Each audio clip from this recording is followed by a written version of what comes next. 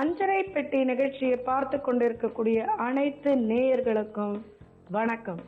இன்றைக்கு ஆரோக்கியமான உணவு பகுதியில் நம்ம செய்ய போறது என்னன்னு தெரியுமா உங்களுக்கு? Chickpeas tikkis. அதுக்கு தேவையான பொருட்கள் முதல்ல பார்த்துருவோமா?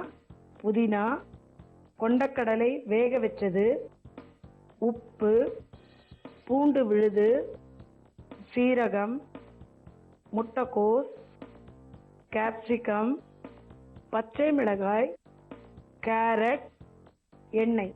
சிக்பீ டிக்கீஸ்க்கு நம்ம செய்முறை எப்படிங்கிறத ஃபர்ஸ்ட் பார்த்துக்கலாம். இப்போ பச்சை மிளகாய், உப்பு, பூண்டு விழுது, அதாவது பூண்டு நசுக்கி வச்சிருக்கணும். புதினா நல்லா வாங்கி ஆஞ்சு அலம்பி நல்ல நீட்டா பேப்பர்ல காய வச்சு எடுத்து வச்சுக்கணும். ஏன்னா தண்ணியே இல்லாம இதை அரைக்கணும். நல்ல புதினா, வேக வச்ச கொண்டக்கடலை, இதுதான் மெயின் பேஸ். ஓகே, இது எல்லாத்தையும் நம்ம போட்டு ஃபர்ஸ்ட் ஒரு சுத்த சுத்திக்கலாம். அதுக்கப்புறம் இந்த குடமிளகாய் இது எல்லாத்தையுமே போட்டு திரும்பி அது மேல சுத்திக்கலாம். இதுல முட்டைக்கோஸ் நறுக்கி வச்சிருக்கு, ஆனா கொஞ்சம் பெருசு பெருசா நம்ம நறுக்கின்னு இருக்கோம் நம்மளுடைய வசதிக்கு. அதனால எல்லாத்தையும் போட்டு ஒரு சுத்திட்டா ரொம்ப நல்லா நைஸா பிரமாதமா இருக்கும்.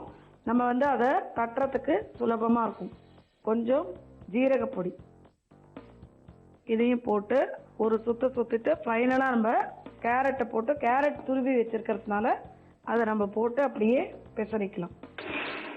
ஜஸ்ட் ஒரு தடவை அவ்வளோ பண்ணிட்டா போதும். ஓகே, ஏன்னா ரொம்ப அரைப்பட்டு விழுதா இருந்தாக்க நல்லா இருக்காது. ஸோ காய்கறி கொஞ்சம் கண்ணுக்கு தெரியணும், இந்த மாதிரி பொடி மாதிரி இருக்கணும்.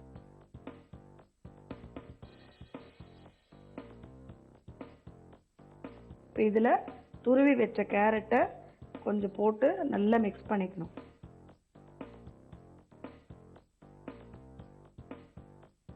எல்லாம் போட்டு நம்ம வடைக்கு மாவு அரைக்கிற மாதிரி தயார் பண்ணிட்டோங்க. இதை நல்ல ஒரு 6லேருந்து 8 உருண்டையா உருட்டிக்கணும்.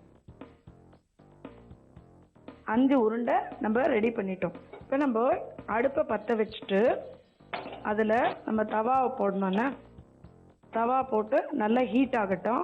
ஆன உடனே நம்ம என்ன பண்ணோம்னா கொஞ்சம் எண்ணெய், ஏன்னா இது நான்ஸ்டிக்காக இருக்கிறதுனால அதிகமாக எண்ணெயை உரியாது. ஆனாலும் எண்ணெய் விட்டால் கொஞ்சம் மொறுன்னு டேஸ்டாக இருக்கும். ஓகே, இந்த உருண்டையை வடை போல லேசாக எந்த ஓரமும் விரியாமல் அழகாக தட்டி இதில் நம்ம வைக்கணும்.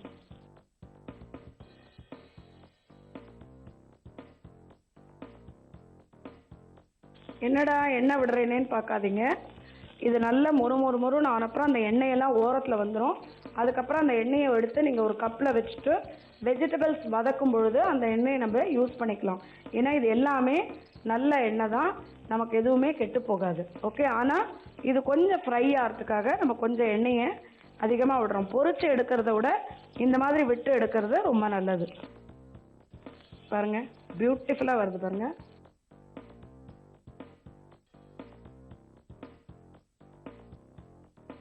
இப்போ நல்லா வெந்துடுச்சு. இதை எடுத்து ஒரு பிளேட்ல நம்ம வச்சுட்டு என்ன பண்ண போறோங்கிறத பார்த்துக்கோங்க. சிக்பீ டிக்கி சூப்பரா நம்ம தயார் பண்ணிட்டோம். இதை எடுத்து ஒரு சர்விங் பவுல், அதாவது ஒரு பிளேட்ல நீங்க எடுத்து வச்சுட்டு இதுக்கு மேல டொமேட்டோ கெச்சப் போட்டுட்டு நீங்க கொடுத்து பாருங்களேன், யாருதான் அசந்து போக மாட்டாங்க.